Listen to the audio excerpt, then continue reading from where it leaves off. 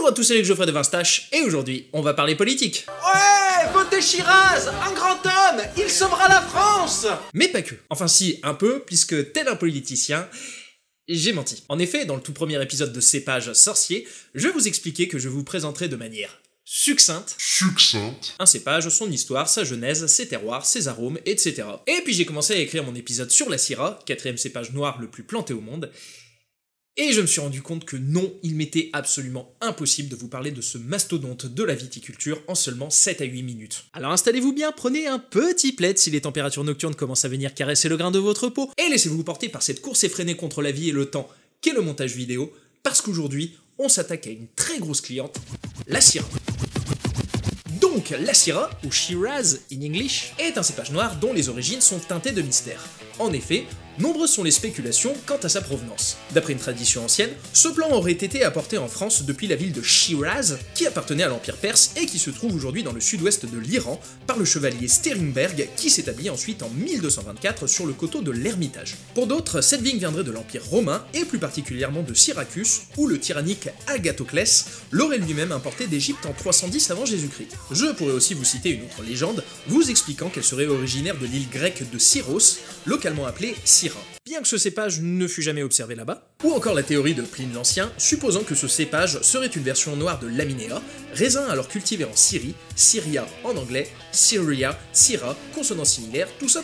Mais pour nous autres français, il nous semblerait absolument inconcevable que le berceau de la Syrah ne soit autre que la vallée du Rhône Nord, née quelque part entre la colline de Tain-l'Hermitage et la côte rôtie, en clair, une bande d'une cinquantaine de kilomètres située à une vingtaine de bornes au sud de Lyon. Et puis dans la fin des années 90, des recherches sur la génétique de la Syrah ont été menées conjointement par l'Institut National de la Recherche Agronomique de Montpellier et par l'UC Davis en Californie. Et une nouvelle fois, la science est venue déchiqueter toute la poésie inhérente aux croyances populaires et autres légendes pour nous frapper de son implacable et froid venin de la triste réalité. Et si j'utilise un champ lexical si fleuri, c'est parce que dans quelques secondes, je vais verser dans une métaphore bien peu élégante. Si la Syrah était un enfant, ce serait celui d'un couple de cassos, puisque sa génétique nous a prouvé qu'elle serait née d'un croisement entre le cépage noir de la Durésa, originaire du nord de l'Ardèche, et du cépage blanc de la Mondeuse Blanche, originaire, elle, de la Savoie. Sauf qu'il fut aussi prouvé que la Syrah était aussi la demi-sœur du Viognier, via le croisement entre la Mondeuse Blanche et un inconnu, Mondeuse Blanche qui était elle-même un croisement entre la Mondeuse Noire et un inconnu. Quant à l'autre cépage parent, la Durésa,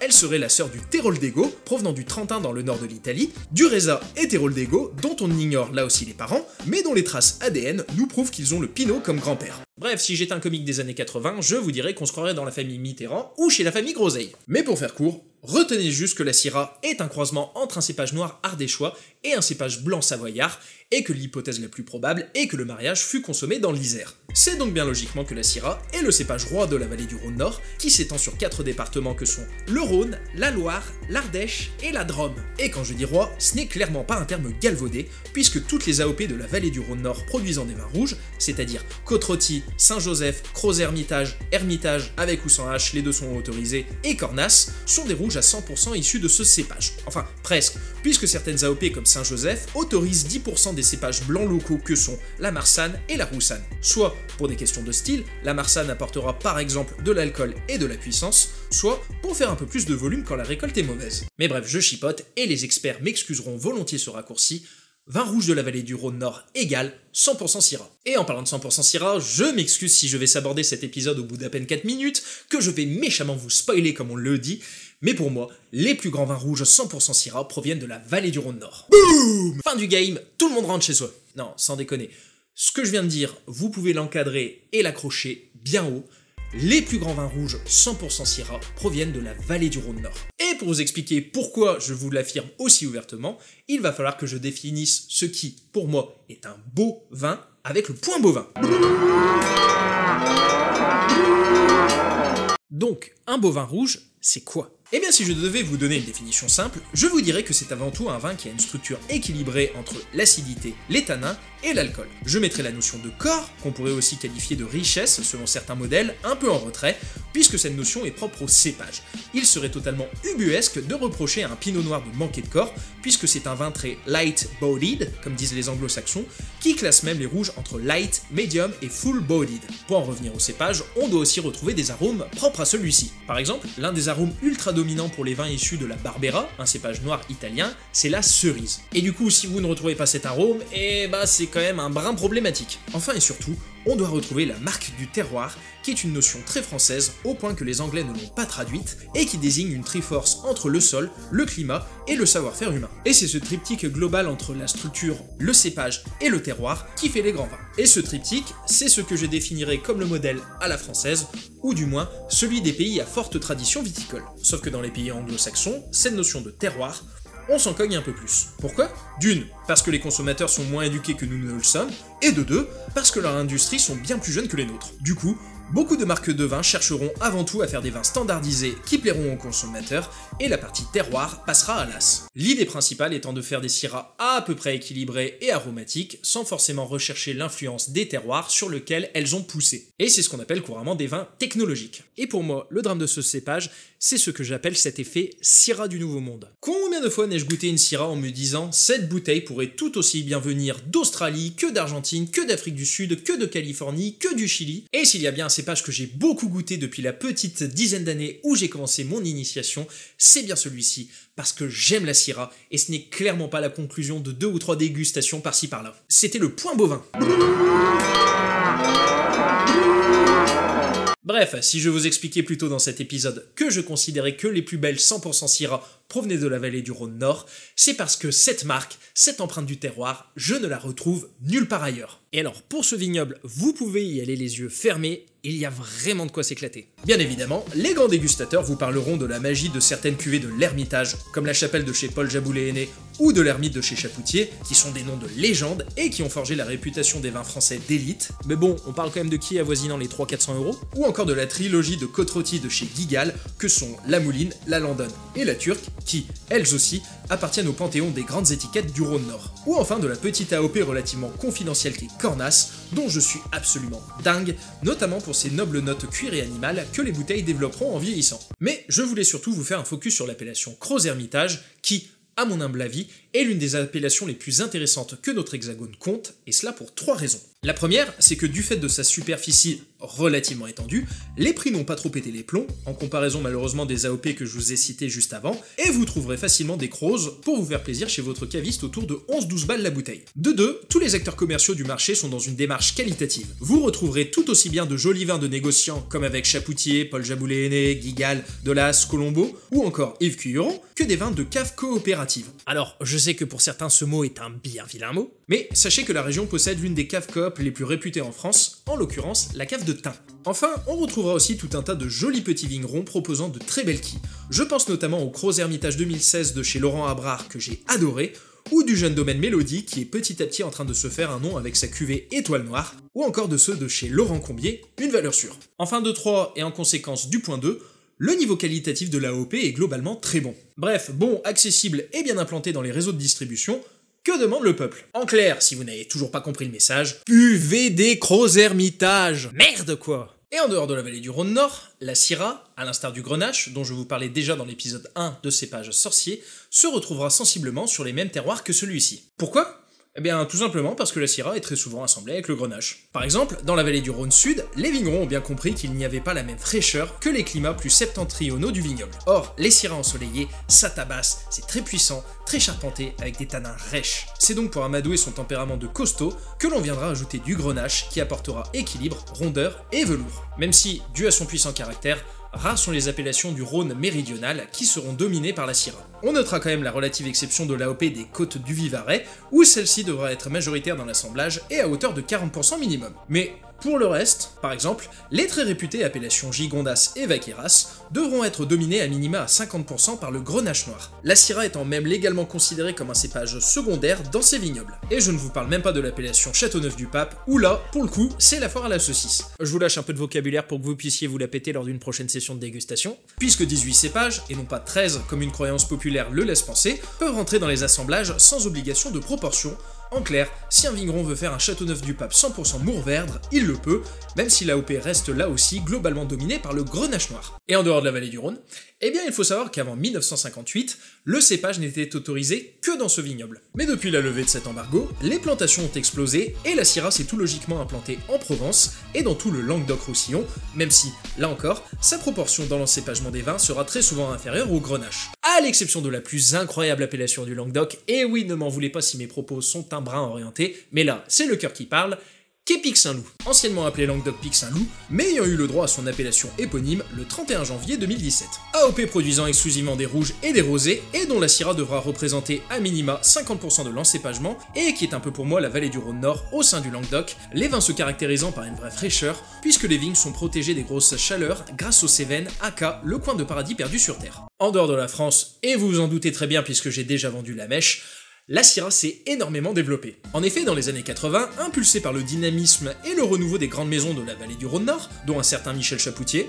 il faut rendre à César ce qui est à César, le monde entier s'est pris de passion pour la Syrah, d'autant plus que les vignobles plus au sud de la France avaient prouvé que bien assemblé et avec des rendements maîtrisés, ce cépage, même sur des terroirs plus chauds, pouvait donner de grands résultats. Ainsi, de seulement 35 000 hectares dans les années 90, ce qui en faisait le 35e cépage le plus planté au monde, il est passé à près de 185 000 hectares en 2010, ce qui en faisait le 6e cépage le plus représenté au monde, et même le 4e si on ne prend en compte que les raisins noirs. Étant même, pour finir sur le point statistique, la deuxième variété ayant connu la croissance la plus importante derrière le Tempranillo. Et le second pays de la Syrah, appelé là-bas Shiraz, n'est autre que l'Australie, et non, désolé pour ce coup-ci, pas de montage stéréotypé, ça commençait à devenir redondant.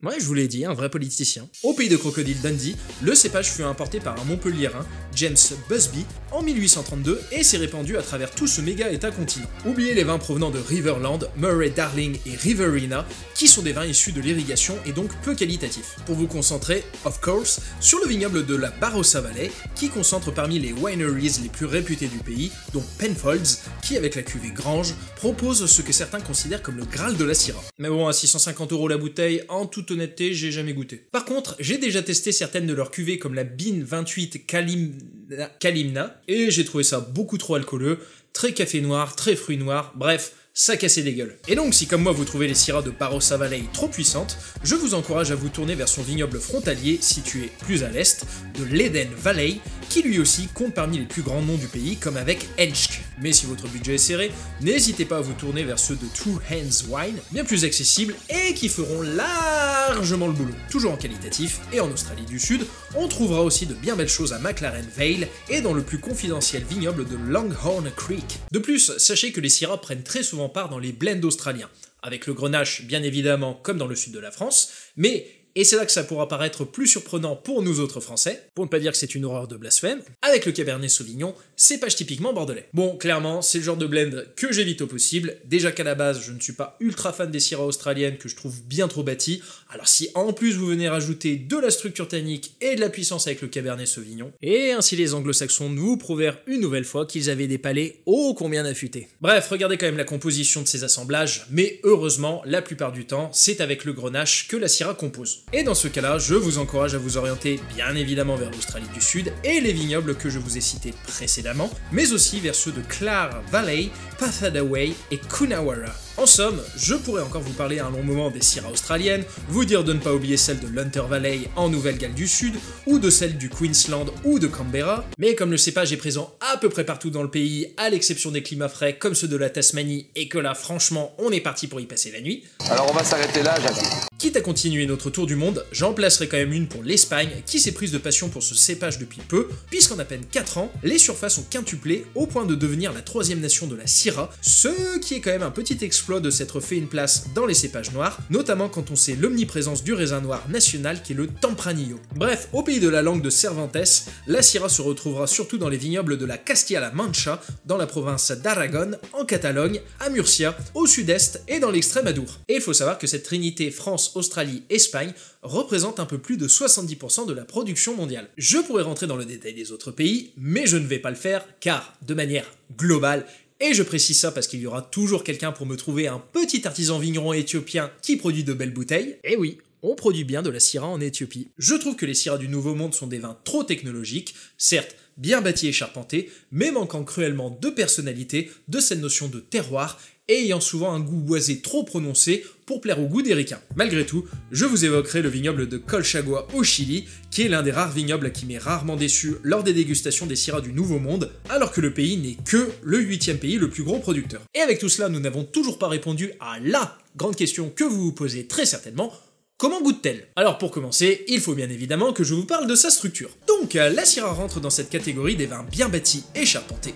Ce sont des jus avec beaucoup de corps, riches en tanins, avec des degrés d'alcool assez élevés, mais avec une acidité relativement souple. Et à la vue de son profil, vous comprendrez ainsi aisément pourquoi, en tant qu'amateur de vin sur la finesse, l'équilibre et la fraîcheur, j'aime les climats froids qui donneront des vins bien moins concentrés et bourrins, avec des tanins plus patinés, plus veloutés, et qui s'exprimeront sur la violette ou les fruits rouges, plutôt que sur des fruits trop noirs, limite confiturés. Mais bien qu'entre terroir chaud et plus doux, il existe de vraies différences, si je devais tenter de vous donner un portrait robot de la Syrah, je vous dirais que jeune, on retrouvera des arômes de fruits rouges, comme la fraise écrasée ou la prune rouge, mais surtout des fruits noirs qui sont typiques de la Syrah, comme la myrtille ou la mûre. Sachez aussi que si les vins rouges se caractérisent bien moins que les blancs par les arômes floraux, je suis contractuellement obligé de vous parler de la violette, qui est l'un des marqueurs récurrents et omniprésents dans les vins de la vallée du Rhône Nord. D'ailleurs, sur ce même terroir, on pourra aussi retrouver des notes minérales comme le fusain, l'encre de Chine ou le graphite. Les épices font aussi partie des arômes dominants, notamment avec la réglisse, le poivre noir ou la résine. Élevé sous bois dans les grandes appellations, on retrouvera des arômes typiques liés à la barrique comme le fumé lardé, le chocolat ou le tabac. Qu'en vin de garde, en vieillissant, les Syrahs s'ouvriront sur de nobles arômes de cuir et de musc,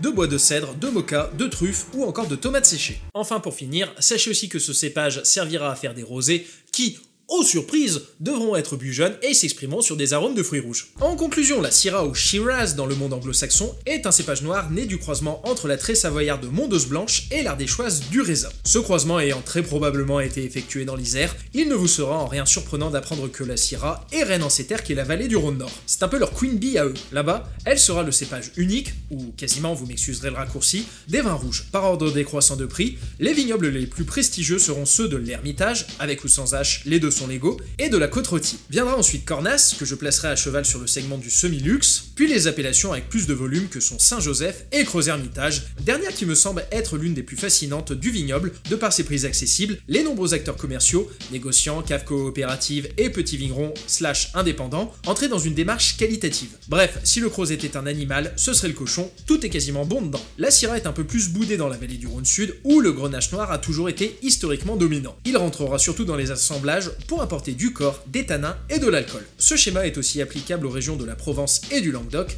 les surfaces de plantation ayant principalement bondi dans les années 80 suite au succès des vins du Rhône Nord et à la levée de l'embargo de 58. Ailleurs, le deuxième pays de la Syrah est l'Australie, et plus particulièrement si vous recherchez du qualitatif, l'état de l'Australie Sud. Sur des vins en 100%, c'est clairement le duo Barossa Valley et Den Valley qui se tire la bourre, Barossa étant plus sur l'expression aromatique, l'Eden étant plus sur l'équilibre. Mais la région propose aussi de beaux assemblages sur les deux vignobles cités auparavant, ainsi qu'à Clare Valley, Pathaway et Coonawarra. Omniprésent dans le pays, à l'exception des climats trop frais de Tasmanie, on retrouvera aussi de très belles choses dans la Nouvelle-Galles avec l'Hunter Valley, ou encore dans le Queensland ou à Canberra. Quatrième cépage noir le plus représenté, je pourrais encore développer sur le vignoble espagnol, argentin, sud-africain, chilien, portugais, mais je vous dirais quand même de vous renseigner auprès de votre caviste avant de vous tourner vers ces vins, car des Syrahs trop concentrés et boisés ne reflétant pas l'expression de leur terroir, on en a vu fleurir un sacré paquet. Cépage puissant et alcooleux, avec une belle structure tannique et une acidité relativement souple, les Syrahs sont des vins au nez très aromatiques. Bien qu'il y ait une vraie différence entre les climats frais de la vallée du Rhône Nord, dont la violette sera une note aromatique typique, et les climats très, voire trop chauds, où l'on retrouvera un fruit noir compoté voire cuit, je vous dirais quand même que, si on devait tirer son portrait robot, ce seront les fruits noirs et la violette qui domineront. On pourra aussi retrouver des notes minérales comme le fusain ou le graphite, mais s'il y a bien une autre grande famille d'arômes qui caractérisera la Syrah, ce sont les épices, notamment la réglisse et le poivre noir. Lors d'élevage sous bois, on retrouvera une texture fumée lardée que j'adore, ainsi que des notes tabac et chocolat. Vin de grande garde, les vieux bouquets s'exprimeront sur de nobles arômes de cuir et de musc, de moka ou encore de truffes. Vin de costaud, oubliez-les en apéritif dînatoire. La Syrah, ça se respecte et ça s'envoie sur un vrai repas. Des viandes rouges comme un rhum steak braisé, des cailles rôties au lardon ou un gigot d'agneau au thym et à l'ail. Bref, un vrai repas d'ogre moustachu qui se respecte. Merci beaucoup à vous d'avoir regardé cette vidéo, j'espère qu'elle vous a plu. Si c'était le cas, n'hésitez pas à la commenter, la partager, la liker, à vous abonner et surtout à activer cette de cloche. Pour ceux qui ne le sauraient pas, j'ai lancé un site 20-stage.com où je mets notamment toutes les infographies que j'ai réalisées pour cet épisode. Et quant à moi, je vous dis à la prochaine.